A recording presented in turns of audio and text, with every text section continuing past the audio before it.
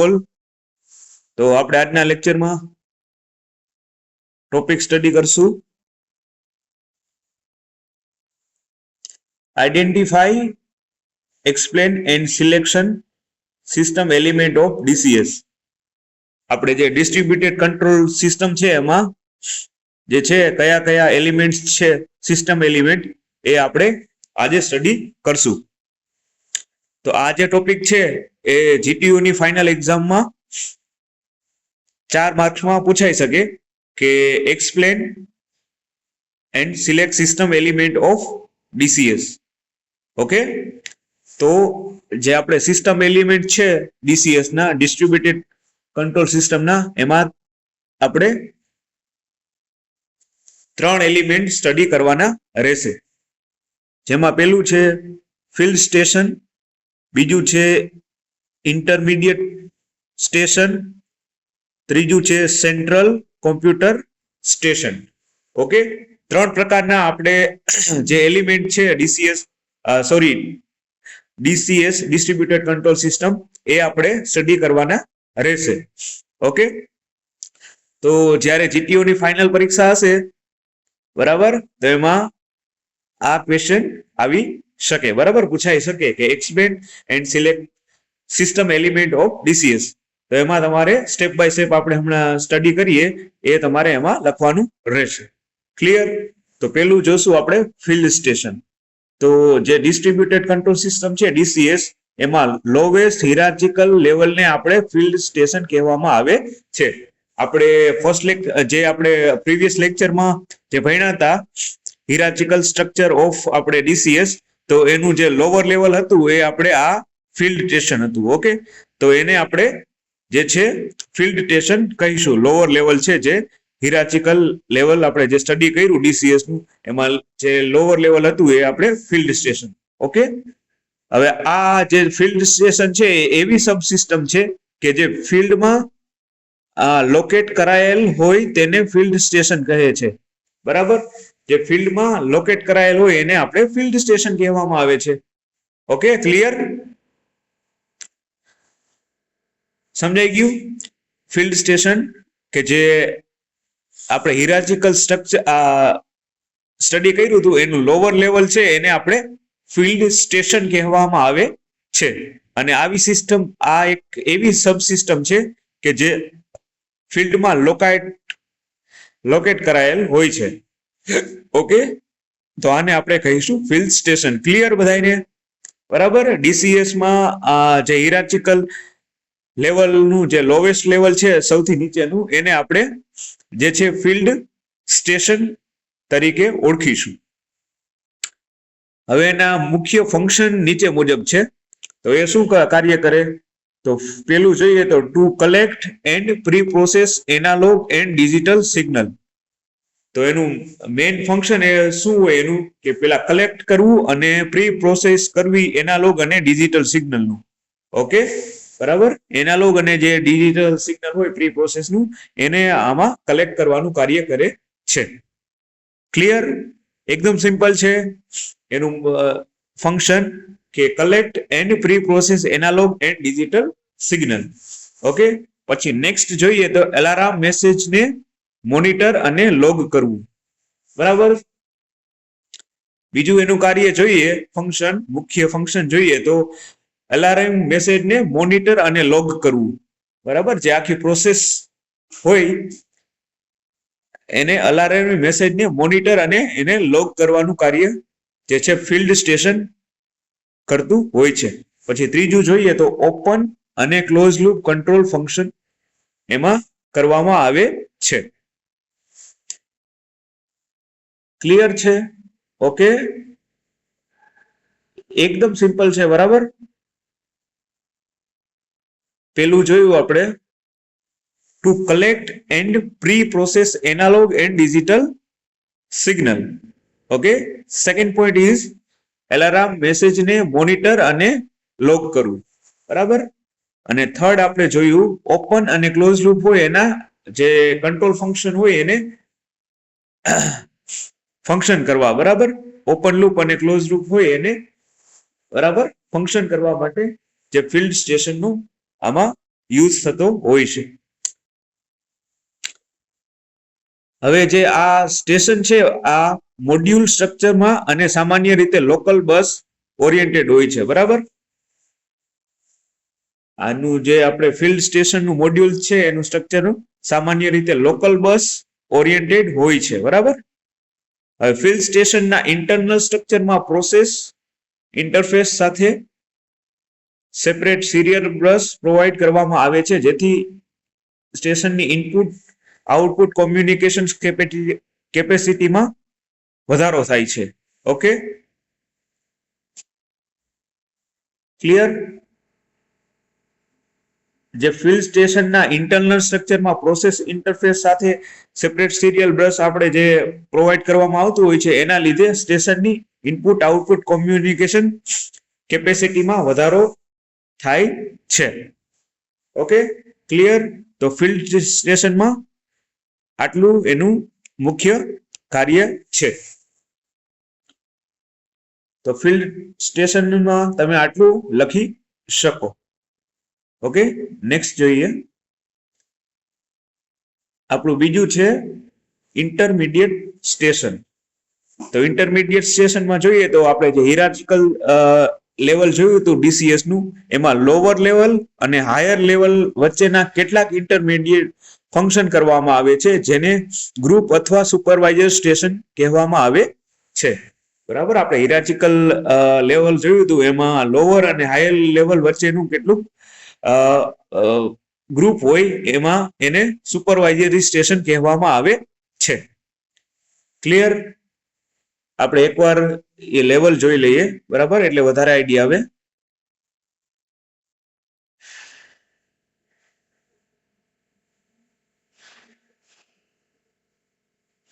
બરાબર, જે લેવલ લાસ્ટનું હતું એને આપણે ફિલ્ડ હતું. બરાબર, પછી એના વચ્ચેનું છે એને આપણે ઇન્ટરમીડિયેટ તરીકે ઓળખીશું. ઓકે, બરાબર, આ લાસ્ટ ફિલ્ડ સ્ટેશન અને એનું વચ્ચેનું જે છે એ ઇન્ટરમીડિયેટ. ઓકે, તો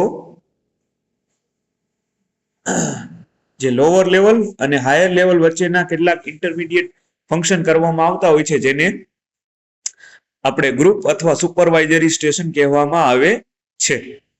હવે ઇન્ટરમીડિયેટ સ્ટેશનના ફંક્શન નીચે મુજબ છે.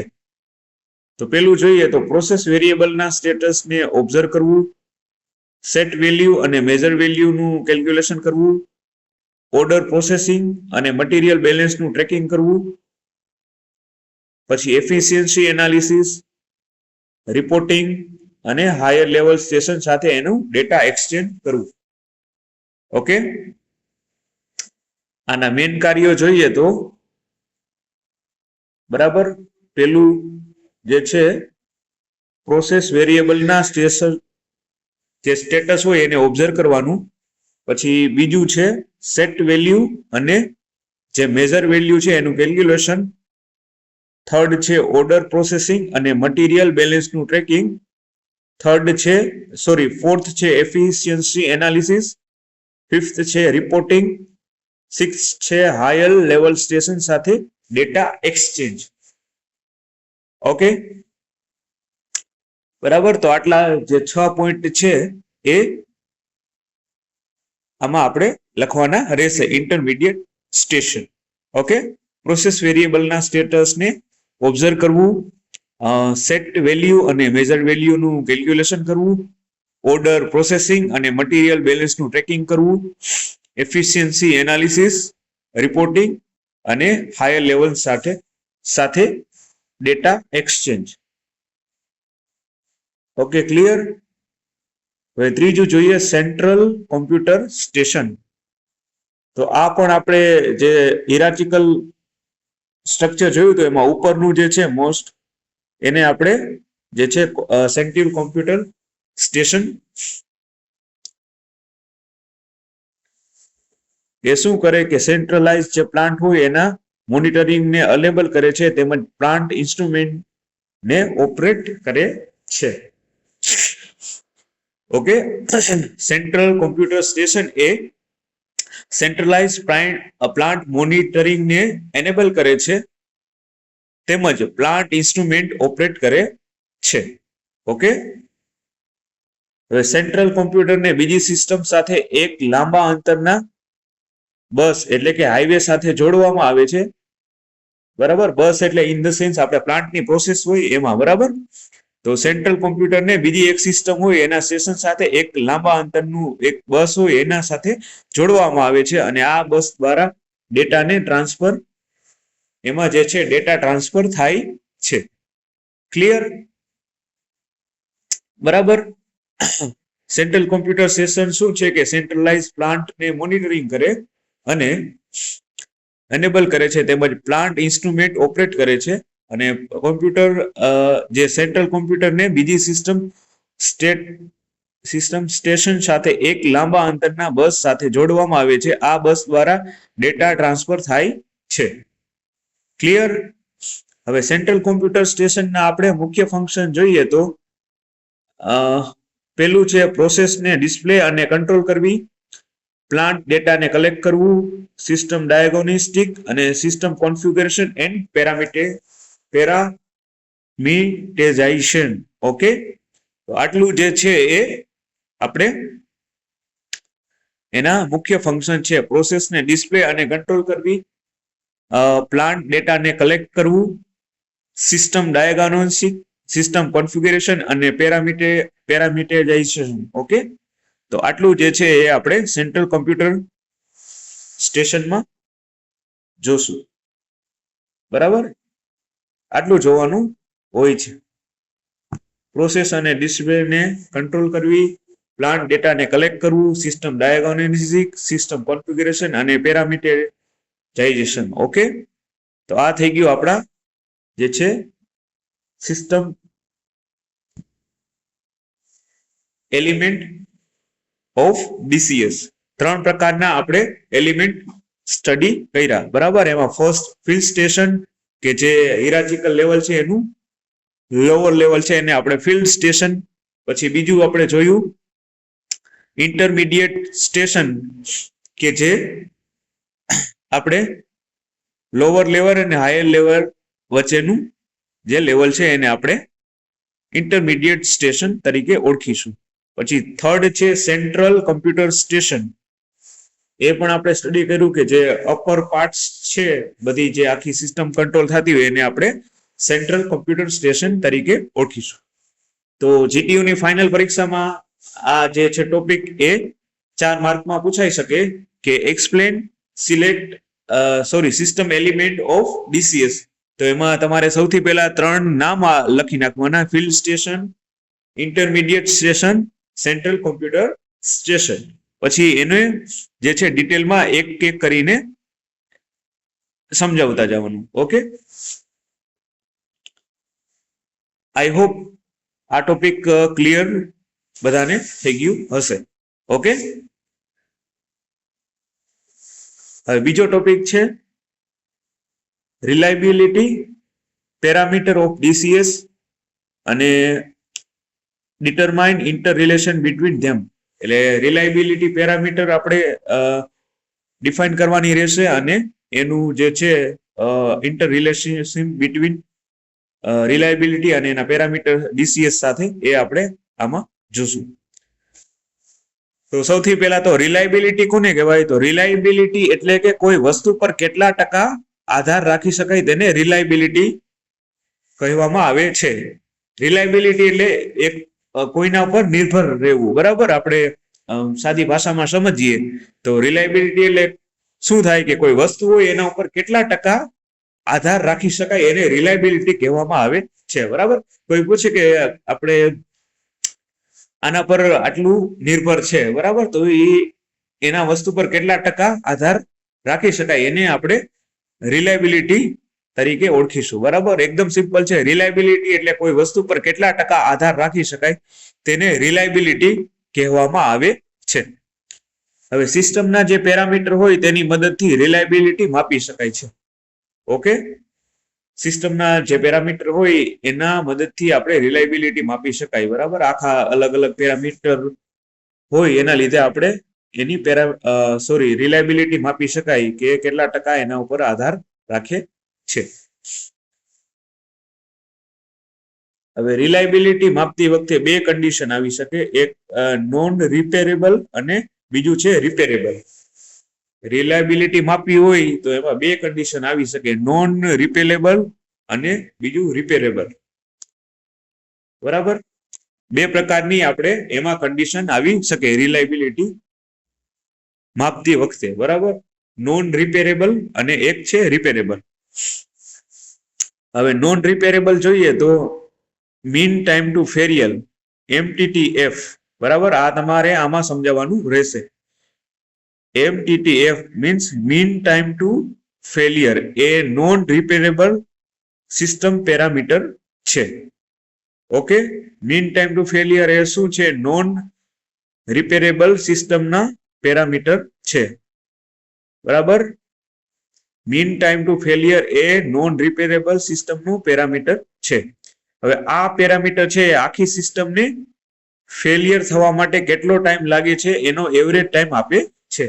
બરાબર, આ જે પેરામીટર છે એ મીન ટાઈમ ટુ, ઓકે, તો એ જે છે સિસ્ટમને ફેલ થવા માટે કેટલો ટાઈમ લાગે છે એનો એવરેજ ટાઈમ આપે છે. આપણે અત્યારે સ્ટડી કરીએ છીએ ટોપિક રિલાયબિલિટી પેરામીટર. આગળ આપણે સિસ્ટમ એલિમેન્ટ સ્ટડી કર્યા. Okay,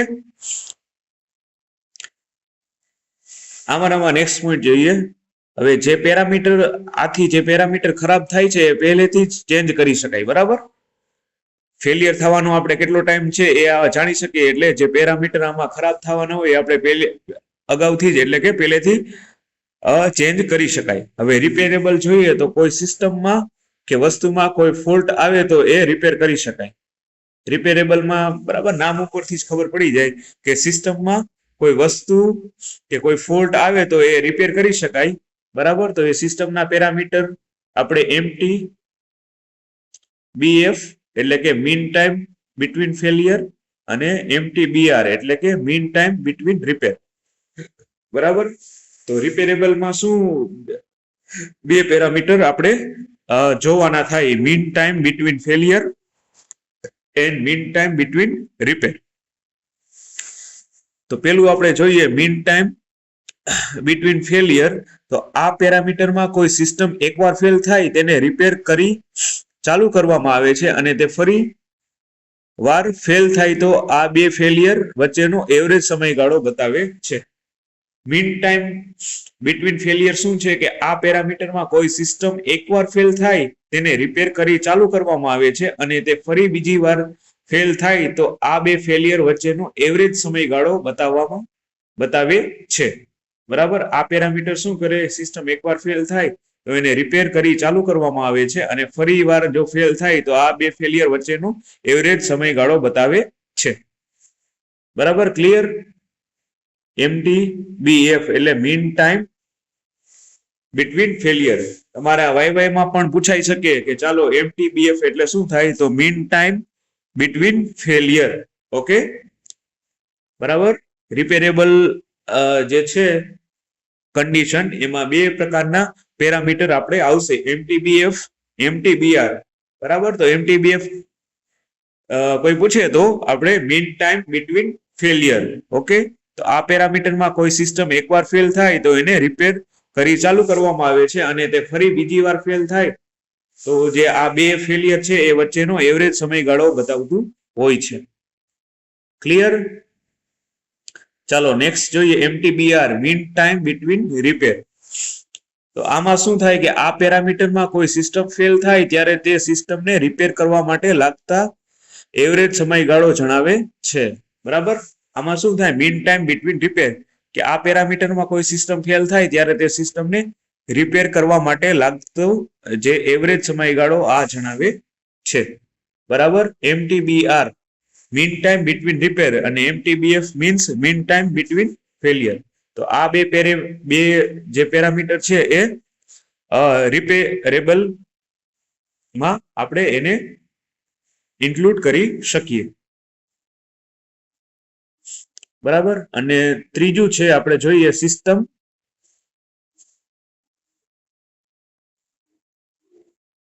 system availability.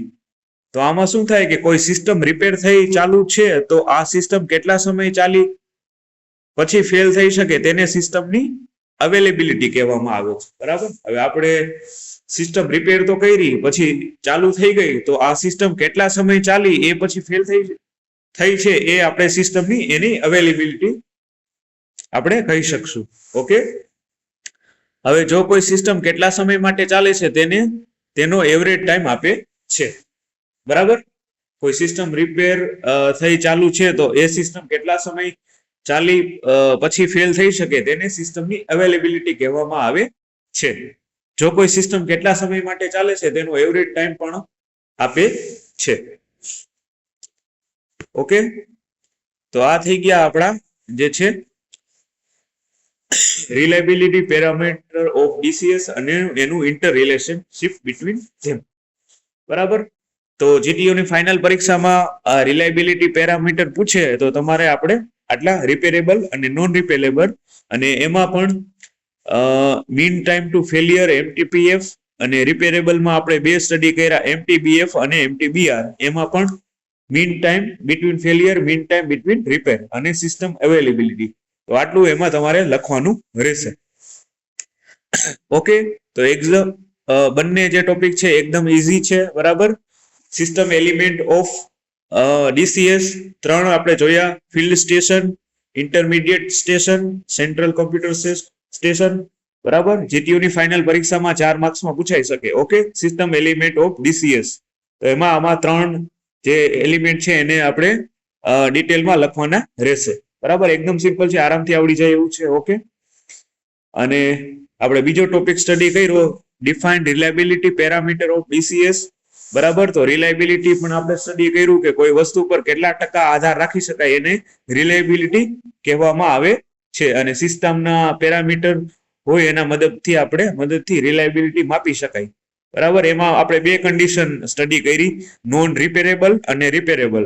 અને નોન રિપેરેબલમાં આપણે જોયું મીન ટાઈમ ટુ ફેલિયર એટલે MTTF. બરાબર. પછી રિપેરેબલમાં જોયું હતું MTBF અને MTBR. MTBF એટલે શું? Mean time between failure. અને MTBR એટલે મીન ટાઈમ બિટવીન રિપેર. અને ત્રીજું આપણે સ્ટડી કર્યું સિસ્ટમ અવેલેબિલિટી. તો આટલું જે છે એ આપણે રિલાયબિલિટી પેરામીટરમાં સ્ટડી કરવાનું રહેશે.